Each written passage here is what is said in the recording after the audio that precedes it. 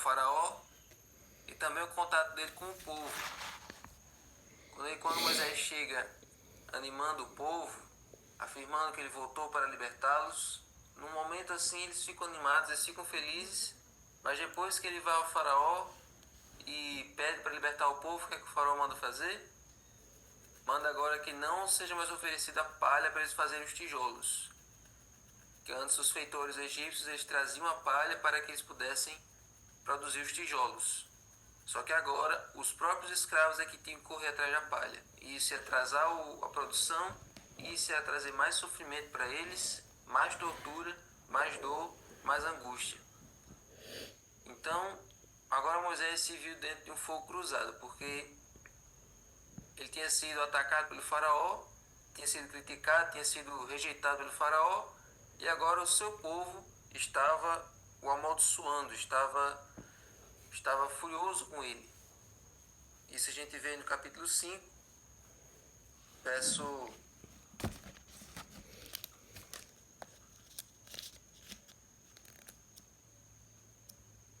no capítulo 5, verso 21. E disseram: que o Senhor olhe para vocês e os julgue, porque vocês nos fizeram odiosos aos olhos do faraó e diante dos seus servos, dando-nos a espada na mão para nos matar. Então, ali nesse contexto, o povo agora se voltou contra o seu líder, não entendendo por que aquilo tinha acontecido, e esse momento foi um momento de uma prova de fé para Moisés e para Arão, porque agora eles tinham que lidar com aquele povo que estava descontente e também com o faraó que estava duro de coração para atender a voz de Deus. E agora Moisés corre para Deus, desesperado para saber o que é que ele deve fazer, para entender como é que ele deve proceder. E aí Moisés diz assim: Senhor, por que afligiste este povo? Por que me enviaste? Pois desde que me apresentei ao faraó para falar-lhe em teu nome, ele tem maltratado esse povo e tu nada fizeste para livrar o teu povo. O Senhor prometeu que ia me usar para libertar, mas parece que as coisas ficaram piores. O Senhor mandou que eu fosse e parece que agora as coisas estão ficando cada vez mais difíceis. O povo me rejeita, o faraó rejeita. O que o Senhor quer que eu faça? O Senhor me colocou nessa situação difícil, mas está tudo fechado de um lado do outro. Como é que eu posso ser útil? Como é que eu vou cumprir a tua missão? Se de todos os lados está tudo fechado, está tudo difícil. E muitas vezes na vida cristã, Deus manda a gente para fazer alguma coisa e aparentemente tudo fica fechado, tudo fica difícil, em todas as circunstâncias. E se pergunta: como é que Deus vai me usar para pregar? Como é que Deus vai me usar para fazer essa missão, sem que de todo lado não vejo saída, não vejo resultado? E aí você vê que Deus agora responde Moisés, mas ele não responde diretamente. Ele não responde essas perguntas, essas indagações de Moisés de maneira direta. Ele dá uma resposta melhor, cobrindo a pergunta de Moisés e deixando agora Moisés sem argumentos, porque o que Deus vai responder aqui é a maneira como Deus nos responde. Quando tudo está fechado, quando tudo está intransponível, a resposta que ele dá é essa. Então Deus diz assim: agora você verá o que eu vou fazer a Faraó, pois por mão poderosa os deixará ir e por mão poderosa os expulsará da sua terra. Tá vendo? Pode confiar, porque agora eu vou mostrar para o Faraó. Pode deixar comigo. Eu mostro para o Faraó quem é que é o Deus Todo-Poderoso. Eu vou mostrar para ele que eu vou libertar esse povo e ele não vai ter como fazer nada, que eu vou na frente. Agora aqui, preste atenção que agora vai aparecer uma série de verbos, uma série de expressões em que Deus reafirma que é Ele que vai fazer as coisas, é Ele que vai estar na frente. Então, verso 2. Eu sou o Senhor. Primeira coisa, entenda. Eu sou o Senhor. Não existe outros deuses. O faraó não é um deus. Então não se preocupe com ele. Ele não é problema nenhum. Eu sou o Senhor. Eu apareci a Abraão, a Isaac e a Jacó como Deus Todo-Poderoso, mas pelo meu nome o Senhor não lhes foi conhecido. Também estabeleci a minha aliança com eles, para dar-lhes a terra de Canaã, a terra em que viveram como estrangeiros. Eu também ouvi os gemidos dos filhos de Israel. Enfim, aí o verso 6. Portanto, diga aos filhos de Israel: eu sou o Senhor, eu vou tirá-los dos trabalhos pesados, eu vou livrá-los da escravidão, eu vou resgatar vocês com o braço estendido, com grandes manifestações de juízo, eu os tomarei por meu povo, eu serei o seu Deus, e vocês saberão que eu sou o Senhor, seu Deus, que os tire dos trabalhos pesados no Egito. Eu os levarei para a terra que jurei dar a Abraão, Isaque e Jacó, e eu darei essa terra a vocês como herança, porque eu sou o Senhor. Foque não para dentro de você. Não olhe para dentro de você. Foque naquele que diz: eu sou o Senhor, eu sou Deus na sua vida. Você não pode fazer nada, você não tem capacidade. Então olhe para aquele que diz: eu sou aquele que pode curar você, eu sou aquele que pode libertar você, eu sou aquele que pode agir na sua vida. Então a resposta de Deus para Moisés foi essa: Moisés, não se preocupe, você está aí no meio desse dilema, você está aí no meio dessa encruzilhada, mas não se preocupe que é eu que vou fazer as coisas, é eu que vou libertar, não é você. Não se preocupe que você não está conseguindo achar nenhuma solução, porque não é você que vai fazer isso. Você é só um instrumento na minha mão. Você é só a maneira pela qual eu atuo.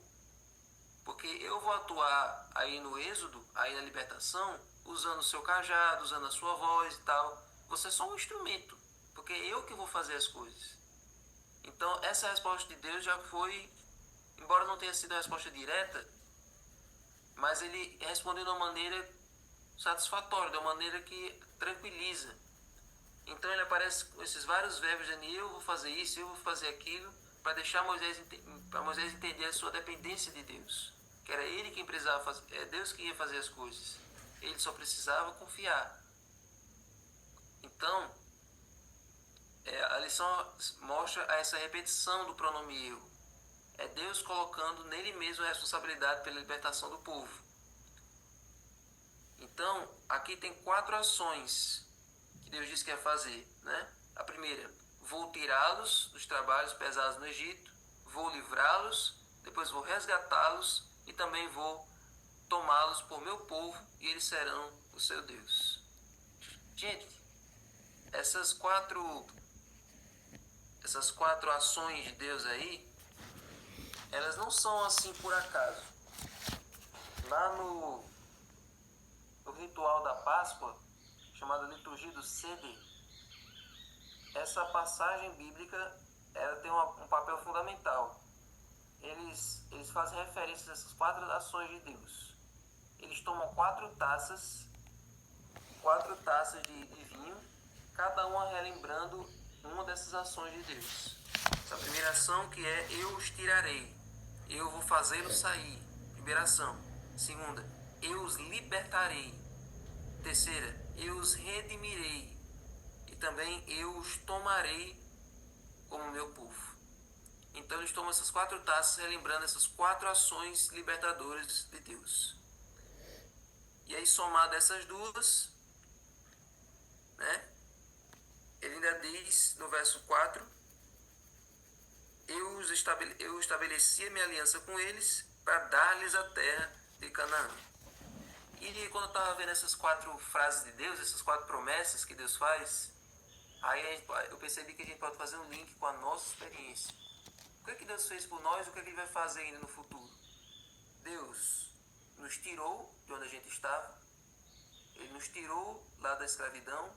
Cada um aqui tem uma história que Deus tirou você de algum lugar. Você pode ter crescido na igreja, mas Deus tirou você de uma situação, de uma condição, e agora você está vivendo uma experiência nova com Deus.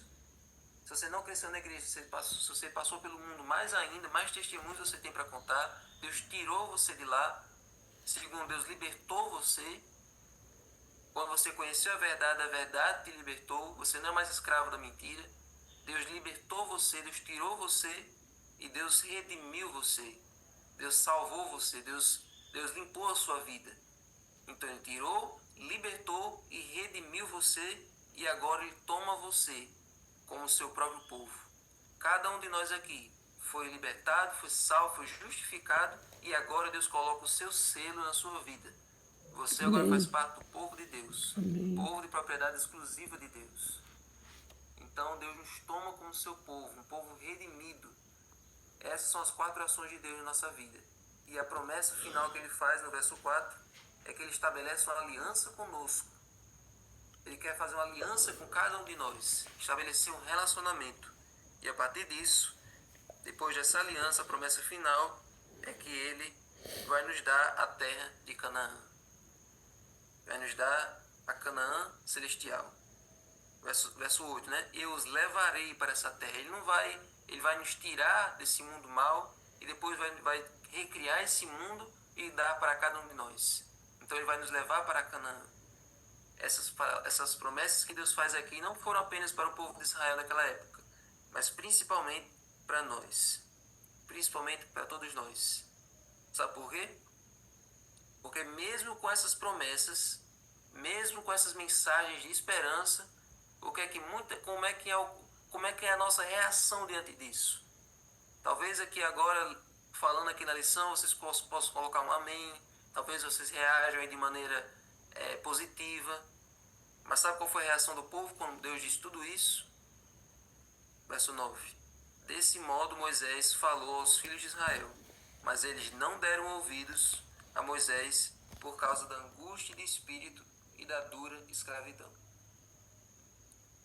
Então, tem pessoas que mesmo com tantas mensagens de esperança, mesmo com tantas mensagens de conforto, de luz, de paz que Deus nos dá, as pessoas ainda focam para dentro delas mesmas, ainda focam nos problemas ao redor e não focam naquele que é maior do que todos os problemas.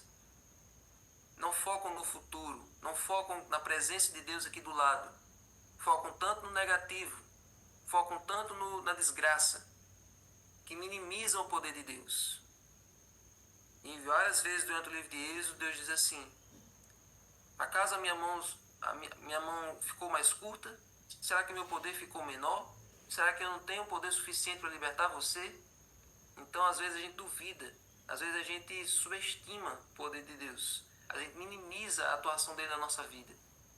Mas ele sempre reafirma que ele é capaz, somente ele é capaz de nos libertar, de nos salvar e de nos levar para o lugar que ele preparou para nós.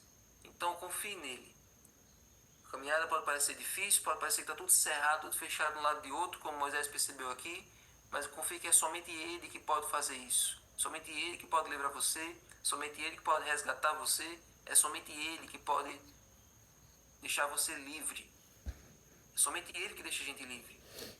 Então, essa mensagem de hoje, esse recado de hoje, não foi só para o povo de Israel naquela época, mas também para o povo de Israel dos dias de hoje. Esse recado é para mim e para você. Não há o que temer, pois é ele que está do nosso lado. Amém? Amém. Senhor Deus, nos ajuda, Senhor, a ter mais fé, nos ajuda, Senhor, a confiar em Ti, nos ajuda, Senhor, a pegar na Tua mão, Senhor, e seguir adiante. Nos ajuda, Senhor, a entender que tendo o Senhor por nós, nada pode ser contra nós. O Senhor é o Deus que libertou aquele povo naquela época, então liberta a cada um de nós também. Redime, salva e purifica a cada um aqui do Teu povo. Alguns estão desanimados, alguns pensam que... Alguns estão desmotivados, talvez pensem que a volta de Jesus está demorando muito, mas nos ajuda, Senhor, a manter viva a esperança, manter firme a certeza de que aquele que prometeu não vai quebrar a sua promessa. Aquele que vem virá e não tardará. Fica conosco. Abençoa cada um que está aqui. Abençoa agora, Senhor, o decorrer dessa programação, o estudo do livro. Em nome de Jesus. Amém. Amém. Quem for passar o livro, pode ficar à vontade.